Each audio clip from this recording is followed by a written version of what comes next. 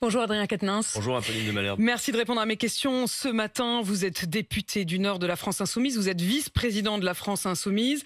On va essayer de répondre à cette question ce matin. Jean-Luc Mélenchon peut-il vraiment prétendre devenir Premier ministre? Mais avant cela, je voudrais qu'on revienne sur la question de la réforme des retraites, puisque dimanche soir, Emmanuel Macron, en partie élu avec les voix de ceux qui avaient au premier tour voté pour Jean-Luc Mélenchon, a dit « ça m'oblige ». Ça m'oblige de devoir aussi mes voix à des gens comme vous. Et pour autant, dès le lendemain, il lance la réforme des retraites. Est-ce que vous espériez peut-être un geste? Quand je dis il lance la réforme des retraites, c'est qu'il dit, par la voix de ses ministres, que cette réforme, il faudra la faire. Alors, non seulement il dit ça, mais en plus, vous avez vu que hier, Bruno Le Maire, son ministre de l'économie, n'exclut pas le recours éventuel à un 49.3 pour la passer en force. Il dit qu'il ne donne pas de garantie qu'on ne l'utilisera pas, et par ailleurs, il donc précise il ne peut pas garantir pas le passage en force. Bon, non, écoutez, on va se dire les choses franchement. Nous étions exclus de ce second tour. Ni l'un ni l'autre des deux protagonistes ne pouvaient prétendre nous représenter. Marine Le Pen n'a pas pris le pouvoir, c'est une bonne chose. Maintenant, il faut faire en sorte qu'Emmanuel Macron ne le garde pas. On va en parler après, mais son projet est un projet d'une brutalité sociale sans nom. Et en particulier sur la question des retraites. Pourquoi ? Parce que d'abord, on sait qu'une majorité de Français ne souhaitent pas cette réforme des retraites. Au contraire, 71% des Français, ils ont quand même élu Emmanuel Macron. Et on ne peut pas dire qu'il n'avait pas prévenu juste avant qu'il ferait la retraite de 65 ans. Si vous voulez, on peut s'arrêter un instant là-dessus. Mais Emmanuel Macron a été élu à la faveur d'un duel qu'il a lui-même conçu. Parce qu'il a tout fait pendant 5 ans pour faire monter l'extrême droite, pour obtenir ce face-à-face. Il l'a obtenu. Et donc, vous n'êtes pas sans savoir qu'une bonne partie de celles et ceux qui dimanche ont glissé dans l'urne un bulletin de vote Macron l'ont fait d'abord et avant tout. Il est élu ou pas? Mais évidemment qu'il est élu. Il a gagné ou il n'a pas gagné? C'est indiscutable. Il a gagné. Bon. Et il est d'ailleurs, je vais vous le dire avant même que vous me posiez la question, légitime du fait du résultat des urnes. Vous savez pourquoi je vous pose cette question quand même. Cela étant dit, aux retraites, mais puisque vous mettez cette question sur la table. On va y revenir. Mais en attendant, écoutez, supportez l'idée qu'Emmanuel Macron a été élu d'abord à la faveur d'un vote barrage qui a fonctionné. On estime, j'ai vu ça, vous l'avez même commenté, que la moitié des gens qui ont glissé un bulletin Macron dans l'urne l'ont fait pour faire barrage au projet de fracturation et de division de l'extrême droite. On peut d'ailleurs dire de ce point de vue que Madame Le Pen a accompli sa mission. Sa mission, c'était de faire réélire un président détesté qui porte un projet de brutalité sociale, mais le voici réélu. Attendez, là vous avez mis plein de choses sur la table. Je voudrais qu'on essaie de défricher un peu. On a parlé des retraites, on va y revenir. Mais malgré tout, vous dites, il a été élu et il est légitime. C'est mieux en le disant quand même. Oui. Mais mieux en le disant, parce que quand Jean-Luc Mélenchon, première réaction dimanche soir, dit immédiatement qu'il a été le plus mal élu, c'est faux. Non, c'est faux. Non, c'est factuellement faux. Non, ça dépend. C'est factuellement faux. Ça dépend, c'est toujours pareil. Vous allez regarder le chiffre. C'est le président le plus mal élu depuis 1969. Et à l'époque, en plus, la gauche appelait au boycott de cette élection. Je comprends pas comment vous faites le calcul. Je vous explique très simplement et vous allez voir qu'on n'a pas besoin de trop se rentrer dans des calculs d'apothicaire. Il y a eu dimanche, d'abord, un océan d'abstention. 28% d'abstention. 17 millions, je crois, abstention, bulletin nul, bulletin blanc. Donc Emmanuel Macron, est élu dans un océan d'abstention. Ensuite, il est élu à la faveur d'un duel, un face-à-face qu'il a orchestré pendant 5 années avec l'extrême droite. Et donc, la moitié des gens qui ont voté pour lui, vous le savez, ont voté pour faire barrage. Donc, pour économiser un peu de temps et qu'on puisse avancer. Il a été élu avec 58,5% des voix. C'est le 3e meilleur résultat. Dont la moitié, vous l'avez vous-même commenté, sont à la faveur d'un vote barrage. Donc une fois qu'on a dit ça... Il a obtenu 18 millions de voix.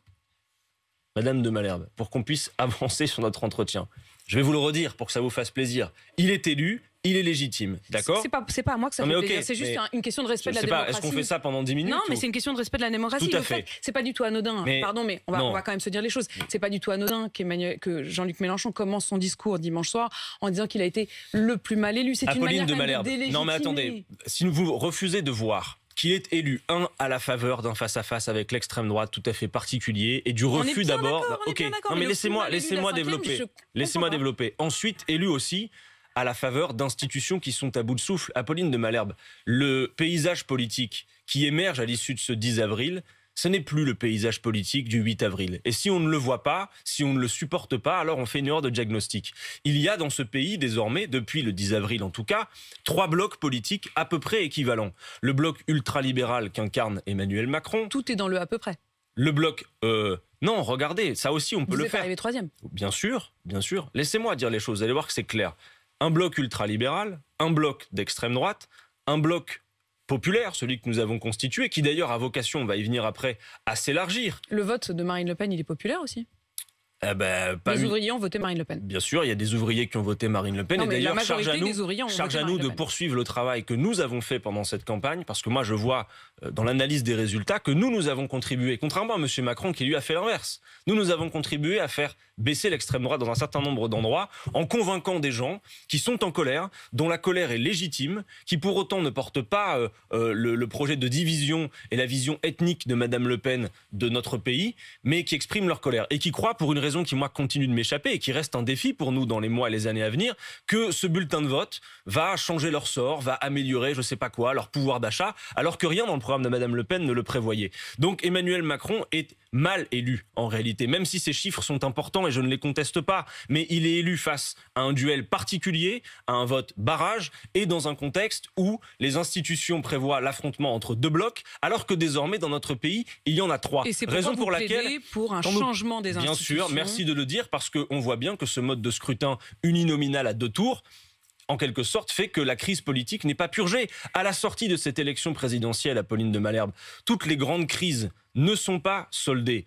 Et les grandes ruptures qui sont ô combien nécessaires, sociales, écologistes, démocratiques, rien n'a été réglé, rien n'a été purgé par cette élection présidentielle. En attendant, ces règles du jeu, ce sont celles qui existent. Des règles du jeu et c'est précisément pour cela que... On est tous obligés de nous évidemment, y plier en attendant peut-être de les changer. Et moi le premier. Je veux dire, Emmanuel Macron a été élu, je m'incline devant le suffrage universel. Par contre, une fois que je me suis incliné devant le suffrage universel, je garde mes opinions, mes convictions et je continue le combat politique avec mes amis. Revenons-en donc aux retraites. Oui. Vous le disiez, c'est vrai que dès le lendemain de ce second tour, par la voix de ses ministres, ils l'ont bien dit, cette réforme des retraites, il faudra la faire. Comment allez-vous la combattre? Vous allez la combattre, j'imagine, en vous présentant aux législatives, mais d'ici là, il y a cette manifestation, enfin cette journée de mobilisation du 1er mai. Est-ce que vous serez dans la rue? Bien sûr, et j'appelle toutes celles et ceux qui m'entendent à y être. Même si vous n'avez jamais manifesté de votre vie, si vous êtes de cette majorité de Français qui refuse le passage de la retraite à 65 ans, oui, mobilisez-vous, soyez dans la rue aux côtés de nos cortèges syndicaux ce 1er mai. Pourquoi? D'un mot, je résume. Il n'est pas vrai, contrairement à ce que dit Emmanuel Macron, que parce qu'on vit plus longtemps, on doit travailler plus longtemps et qu'on aurait un problème de financement des retraites. Apolline de Malherbe, quand Emmanuel Macron dit « il n'y a pas d'autre choix que de travailler plus longtemps », en fait, ce qu'il dit, c'est son intention de ne pas mieux partager la richesse produite. Je m'arrête un instant sur ce sujet. Un travailleur français aujourd'hui, en 2022, à lui seul, produit 3 fois ce que produisait un salarié français il y a 50 ans. C'est la hausse de la productivité.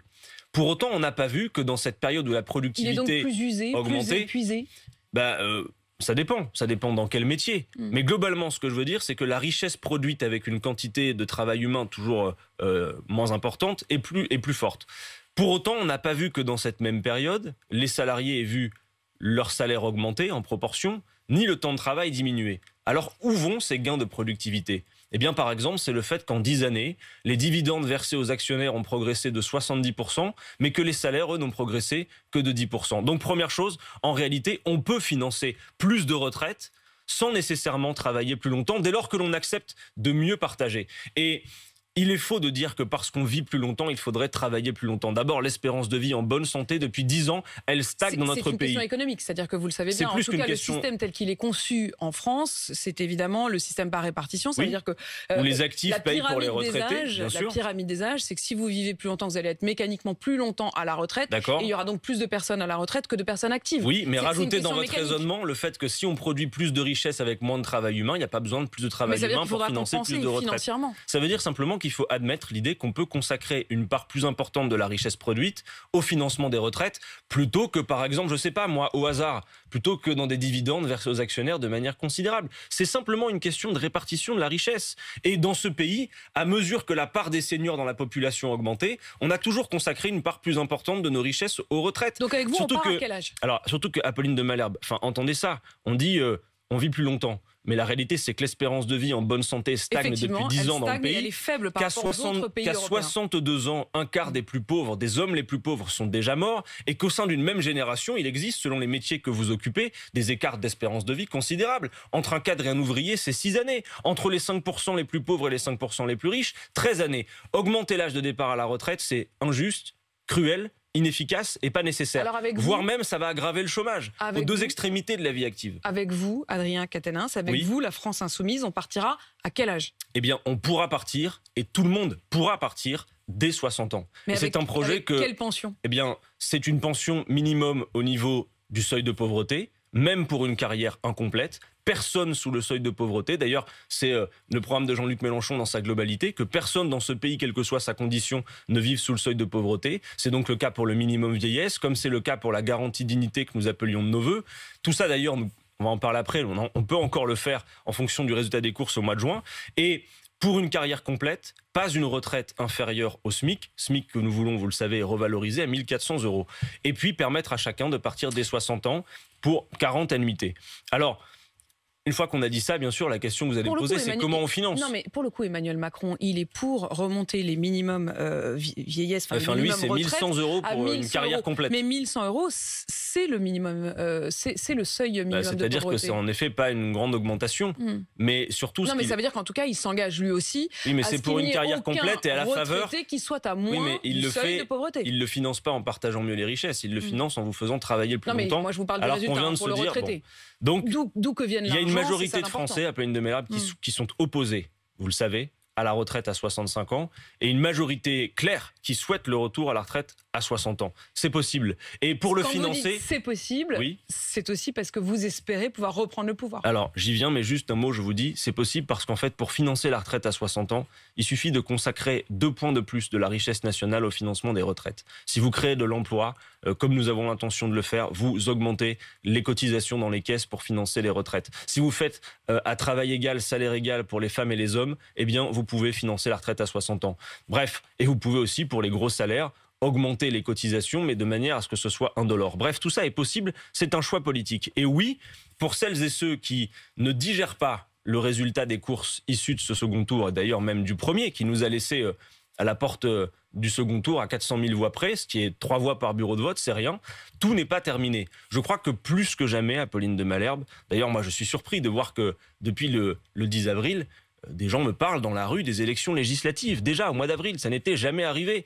Et quand vous voyez ce sondage qui dit qu'une majorité de Français, 68%, souhaitent qu'une majorité de députés soit issue de l'opposition, vous dites que le scénario qu'on pose sur la table est réalisable. Aujourd'hui, ils disent souhaiter une cohabitation. Ce qu'on appelle une cohabitation, c'est-à-dire en fait une majorité alternative qui viendrait gouverner ce pays. Après, la question, c'est qui ? Ce que Jean-Luc Mélenchon a résumé quand il a fixé l'enjeu, en disant sur votre antenne... Bien oui. Et plein de gens se posent la question, mais alors c'est possible ? Oui, c'est possible. Et compte tenu des prérogatives du Premier ministre, je le dis, beaucoup de ce programme qui est resté à la porte du second tour, de ce troisième bloc, l'Union populaire, c'est difficile, peut s'appliquer. C'est-à-dire qu'il faut quand même rappeler les règles aussi pour les législatives qui auront lieu le 12 et 19 juin prochain. Pour se qualifier au second tour, il faut faire 12,5% des inscrits. Ça veut dire que si vous avez 50% d'abstention, ce qui était le cas en 2017, il faut avoir 25% des voix uniquement pour pouvoir se qualifier pour le second tour. Bon, alors, si vous voulez faire dans l'explication, d'abord, la première chose qu'on dit à celles et ceux qui nous écoutent, c'est qu'ils ont jusqu'au 6 mai pour s'inscrire éventuellement sur les listes électorales. Allez-y, ça peut pas faire de mal. Non, mais on a beaucoup commenté les radiations lors de l'élection présidentielle. Donc, à celles et ceux qui nous écoutent, si vous voulez voter aux législatives, vous pouvez vous inscrire jusqu'au 6 mai. Ensuite, c'est les 12 et 19 juin. Comment élire Jean-Luc Mélenchon Premier ministre ? Eh bien, en élisant un maximum de députés issus de l'Union populaire. Parce que, vous le savez, avec 15 députés, on peut former un groupe et avoir, vous en avez 17 aujourd'hui, avoir un comité, une commission d'enquête. Avec 58 députés, vous pouvez avoir une motion de censure. Avec 185 députés, vous pouvez demander l'organisation d'un référendum. Et, magique, avec 289 députés, vous avez la majorité. Et donc Jean-Luc Mélenchon, Premier ministre. Oui, mais attendez, quand vous regardez les résultats de l'élection présidentielle, c'est possible. Apolline de Malherbe, notez que les résultats de Jean-Luc Mélenchon, dans les différentes circonscriptions, c'est 425 circonscriptions où nous sommes en capacité d'être au second tour. 105 où nous sommes en tête. 6 départements français où vous êtes arrivé en tête. 425 circonscriptions où on peut être au second tour. Il faut 289. On peut bâtir cette majorité. Donc oui, je dis à celles et ceux qui sont restés sur le carreau. Vous savez, parce que c'est pas dans les états-majors politiques que c'est le plus dur. C'est dans la rue quand je vois des gens, des femmes, des hommes qui m'interpellent en pleurs parce qu'ils avaient anticipé que leurs minima sociaux allaient augmenter, parce qu'ils avaient anticipé que leur salaire allait être revalorisé et qui voient le résultat de ce second tour comme une catastrophe. Adrien Quatennens, que ça ne se passe pas dans les états-majors des différents partis. Ça va quand même se passer là demain, puisque vous allez vous réunir avec les différentes parties de la gauche pour tenter peut-être de faire une union commune pour ces législatives. Est-ce qu'effectivement, vous imaginez que vous puissiez vous mettre tous d'accord pour un accord avant le premier tour des législatives? Je pense à Europe Écologie Les Verts, je pense au Parti Socialiste, je pense au Parti Communiste. Est-ce que vous estimez que les compromis sont possibles? Écoutez, il y a eu un peu de friction pendant la campagne présidentielle. Certains à gauche ont passé beaucoup de temps à invectiver le candidat qui était le seul capable finalement de se qualifier au second tour. Alors, on aurait pu passer tout ça par perte et profit, dit on s'en occupe pas. Non, nous, ce que nous avons fait, c'est qu'on tend la main parce que... Non, justement, non. Précisément non. Parce qu'on dit... Nous voulons fixer un cap, permettre à vous commencez par le rappeler quand même. Je pense que c'est nécessaire parce que sinon plus personne ne comprend rien. Les gens diraient mais attendez, ceux-là se sont pouillés pendant toute l'élection présidentielle et puis finalement ce qui était impossible le vendredi et Mélenchon qui était repeint en ami de Poutine devient l'homme avec qui il faut parler le lundi. Bon, tout ça mérite une explication. Voulu, sur le moment, écoutez, je pense que quand on manque le second tour à 400 000 voix, on peut se dire que il y a des dispersions qui auraient pu être évitées. Mais à quoi sert-il d'en parler désormais? Désormais, ce qui compte, c'est ce que nous pouvons encore faire et l'appel à la mobilisation autour des 12 et 19 juin. Alors que faire? Nous ne sommes pas candidats, je le dis, à un accord opportuniste, à l'ancienne, entre appareils, de répartition de circonscriptions. Nous sommes candidats et nous avons à proposer un accord stratégique et programmatique. Mais est-ce que ça veut dire que des candidats issus des rangs d'Anne Hidalgo, par exemple, ou de Fabien Roussel, pourraient être soutenus par cette grande alliance commune? L'élection présidentielle a mis en avant un programme, l'Avenir en commun, qui est arrivé à 22%, c'est-à-dire loin devant les autres programmes. C'est ce programme que nous mettons en partage pour le discuter avec d'autres. Ensuite, nous faisons ce que nous aurions fait en cas de qualification au second tour. Et nous faisons cette stratégie de l'Union populaire, c'est-à-dire le rassemblement tous azimuts de femmes et d'hommes, d'où qu'ils viennent, quel qu'ait été leur vote. Ce sont des personnalités, associations, syndicats, membres d'organisations politiques ou non, qui veulent se retrouver, mais pour faire ça, pour appliquer un programme partagé. Et alors nous disons, oui, s'il y a un accord de stratégie, si c'est autour de l'Union populaire et de cette stratégie que ça se fait, s'il y a un accord programmatique, parce qu'il faut quand même vérifier quelques éléments, alors il peut y avoir un accord électoral, mais l'accord électoral doit découler de cet accord stratégique. C'est pas juste une répartition des postes. Sur les idées avant de pouvoir... On doit en tout cas avoir une discussion. Ça ne veut pas dire que chacun avale son chapeau et remballe son programme. Ça veut dire que juste pour voir s'il y a une discussion commune possible, c'est ce que nous sommes en train de faire. On avec évalue... les trois, avec l'un en particulier. Alors avec Europe Écologie Les Verts et le Parti communiste français, c'est déjà bien avancé. Et puisqu'on se fixe pour objectif de gouverner, eh bien, il nous faut un programme de gouvernement, parce que sinon nos adversaires pourraient dire... J'en déduis qu'avec le Parti Socialiste, ça se passe pas terrible. Alors, avec le Parti Socialiste, nous avons une rencontre demain matin, parce que pour que la discussion puisse se faire, il faut vérifier un certain nombre de points. Nous n'allons par exemple pas renoncer à la retraite à 60 ans. Nous n'allons pas renoncer à l'abrogation de la loi El Khomri, un certain nombre de marqueurs du programme.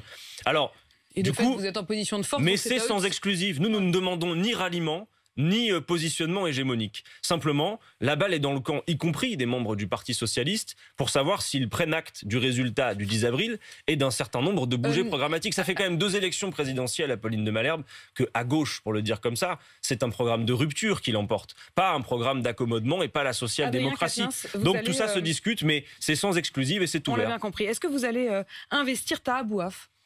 Je crois qu'il est prévu de l'investir, oui. Taha Bouaf, à Vénissieux, qui est un journaliste militant, qui a été condamné pour délit d'injure publique en raison de l'origine. Ça vous dérange pas ?